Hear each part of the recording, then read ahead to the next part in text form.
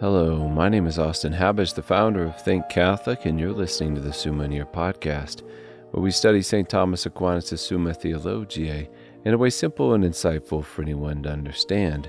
The Summa podcast is brought to you by Think Catholic. Taking 2 questions of the Summa a day, we'll seek to summarize St. Thomas's responses, discovering the brilliance of Aquinas. In his Catholic faith is day 151. So let's get started. We're covering today questions 66 and 67 of the secundae, that is, of theft and robbery, and of the injustice of a judge in judging. The translation that I always use in these podcasts is the one generously provided to me by Ave Maria Press, the 5-volume set translated by the fathers of the English Dominican province, which you can now get at a discounted price from Ave Maria Press's site by typing in the code Summa 10, and so here we go. Article 1. Whether it is natural for man to possess external things. As an imago Dei, an image of God, just as God has constant possession of all things, man has been set over dominion of a particular set of things, that is the material created order. And thus all things down here have been given to man. He is the steward of the material created order, and the lesser is for the sake of the greater, and thus man exists in this world to tend it and to use it as an instrument towards his own beatitude and unto the glory of God. And so therefore, in response to Article, it is natural for man to possess external things. Article 2, whether it is lawful for a man to possess a thing as his own. It is lawful, first of all, because man needs various external goods, food, shelter, tools of sorts, and if all things were possessed in common, the following problems would arise. The first, the external good would be poorly taken care of, both from the perspective that we cherish what is our own, and because men are tempted to not take responsibility or care for things that are simply owned and used by all. They are less motivated to maintain it. Secondly, strife and enmity would arise more commonly because things that are not owned by a single person can then become a point of contention as to the use of them among many people. However, just as we see in Scripture that the early Christians held all things in common, that's Acts 2:44, everyone should be willing to part with something they own for the sake of the common good or the need of others. I've seen this balance between private property and holding things for the common good in the monastery. I had my own rake, in a way, for my own garden, which made me look after it, want to take care of it, but I also knew if someone else needed to borrow it, I would of course allow them to do so. Specific dictates pertaining to private property are luckily fleshed out by civil law and in civil society monitored and protected by the relevant authority, governance, for the sake of the common good. And then lastly, to quote a powerful line within this article on how one should not use private property in such a way that it harms the common good, Aquinas says here, Ambrose says, let no man call his own that which is common. He is speaking of ownership as regards use, wherefore he adds, he who spends too much is a robber. Article 3, whether the essence of theft consists in taking another thing secretly. Yes, theft is an evil regarding possessions which belong to another and were taken from them in secret. Article 4, whether theft and robbery are sins of different species. In a sentence from St. Thomas, Aristotle distinguishes theft from robbery and states that theft is done in secret, but robbery is done openly. And that's about it. Article 5, whether theft is always a sin. Based on our definition of theft, which included the notion of an injustice, taking what belongs to another, since committing an injustice is always sin, theft is always sin. Article 6, whether theft is a mortal sin. In a word from Aquinas, mortal sin is one that is contrary to charity. Now, charity consists principally in the love of God and secondarily in the love of our neighbor. But theft is a means of doing harm to our neighbor in his belongings. And if men were to rob one another habitually, human society would be undone. Therefore, theft, as being opposed to charity, is a mortal sin. The nuance added here by St. Thomas is that if someone steals a stick of gum, that's my example, from his neighbor, because this is such a small act, provided it was not done with malice, the one who took the gum probably wouldn't think it would be contrary to the will of the owner if the owner was around.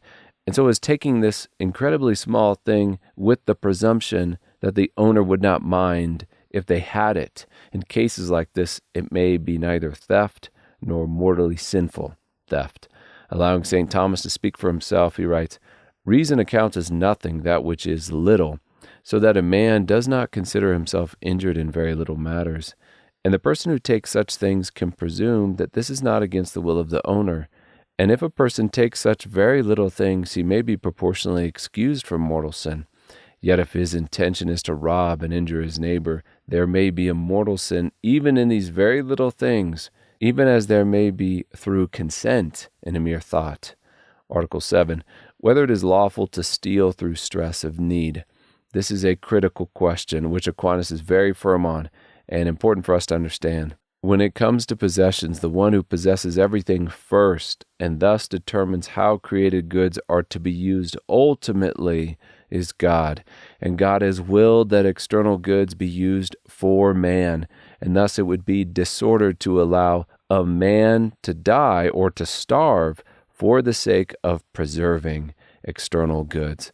Thus, St. Thomas teaches, whatever certain people have in superabundance is due by natural law to the purpose of assisting the poor. For this reason, Ambrose says, "It is the hungry man's bread that you withhold, the naked man's cloak that you store away. The money that you bury in the earth is the price of the poor man's ransom and freedom." Thus, when the Church talks about the universal destination of goods, it intends to remind us that everything should be used for God's purposes.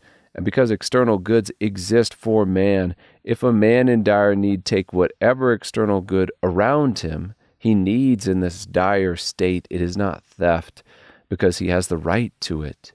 It is due to him as a human being, for external goods again exist for his sake. Giving the last word to St. Thomas, it is not theft, properly speaking, to take secretly and use another's property in a case of extreme need, because that which he takes for the support of his life becomes his own property by reason of that need. Article 8. Whether robbery may be committed without sin. Robbery implies a kind of force and coercion against the owner of some possession, because it is done in broad daylight in front of the owner.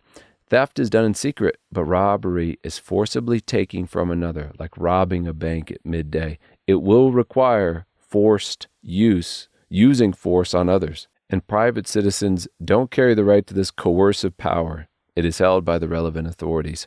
As St. Thomas writes, "Now in human society no man can exercise coercion except through public authority.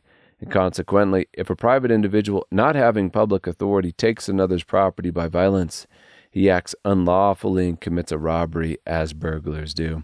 And whatever is taken by violence of this kind is not the spoils of robbery, since it is not contrary to justice." So in response to Article, we can say that robbery cannot be committed without sin. Article 9, whether theft is a more grievous sin than robbery. Just as to take a thing through violence against a person is worse than to take a thing when no one is looking, so too robbery is a more grievous sin than theft.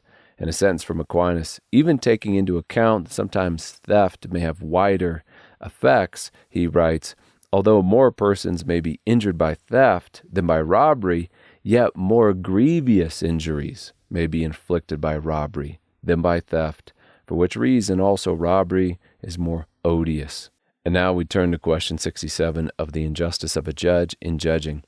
Article 1, whether a man can justly judge one who is not subject to his jurisdiction. Answered very succinctly by St. Thomas, coercive power is not exercised in human affairs save by those who hold public authority. Hence it is evident that no man can judge others than his subjects, and this in virtue either of delegated or of ordinary authority. In other words, the judge is a public official only of those things which pertain to his particular public or realm or district. And thus, just as it would be wrong for our president to decide matters for a country not his own, it is wrong for a judge to presume to judge another who is under the authority of another. There is also a great line given here on the nature of the judge's role in general. That line is, a judge's sentence is like a particular law regarding some particular fact. So it is the judge's prerogative to take the general laws of his land, the civil law, the law of nations, the natural law, and then issue a particular sentence. or law regarding some very specific facts or circumstance. Article 2, whether it is lawful for a judge to pronounce judgment against the truth that he knows on account of evidence to the contrary. This is a great question. If a judge has good private grounds for holding a man guilty, should he pass sentence based on his private opinion, which may be well-founded, or on the evidence actually brought into the trial publicly? St. Thomas says, in matters touching his own person, a man must form his conscience from his own knowledge, but in matters concerning the public authority, he must form his conscience in accordance with the knowledge attainable in the public juridical procedure. The judge in exercising judgment is serving a public service, and thus must carry out that service according to the public evidence provided in the juridical procedure. Giving the final word to Aquinas, it is the duty of a judge to pronounce judgment inasmuch as he exercises public authority. Wherefore his judgment should be based on information acquired by him, not from his knowledge as a private individual, but from what he knows as a public person. And yet this same information may be of use to him, so that which he knows as a private individual, so that he can more rigorously sift the evidence brought forward and discover its weak points. If, however, he is unable to reject that evidence juridically, he must, as stated above, follow it in pronouncing sentence. Article 3, whether a judge may condemn a man who is not accused.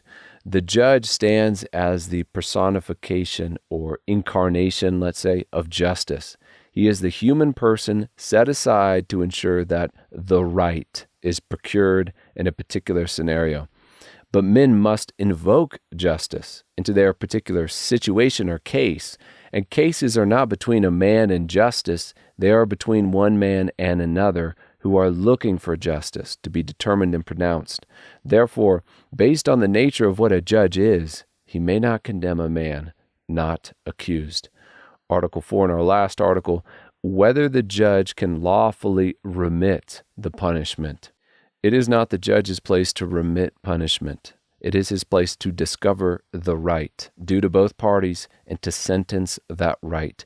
He may provide more or less severe punishment in his sentence, provided it is within the right due to the parties, and this is his prerogative because it is his prerogative to determine and deliver judgment. He is the steward of the laws, and thus only the ruler of the particular land can grant pardon, provided it is not out of line with the ultimate sovereign, the king, so to speak. These men have the right to grant pardon because they are charged ultimately with protecting the common good. And if it is better for all that this man be pardoned, the governor may rightly pardon such a man. St. Thomas writes, there is a difference between judges of a lower degree and the supreme judge, i.e., the sovereign, to whom the entire public authority is entrusted. For the inferior judge has no power to exempt a guilty man from punishment against the laws imposed on him by his superior. So we see in the states, governors can pardon men from certain state violations, but only the president can pardon violations which are also considered federal offenses. And that does it for another episode. We have just finished covering questions 66 and 67 of the secundae, that is, of theft and robbery, and of the injustice of a judge in judging. My name is Austin Habish with Think Catholic, and I cannot wait to see you tomorrow.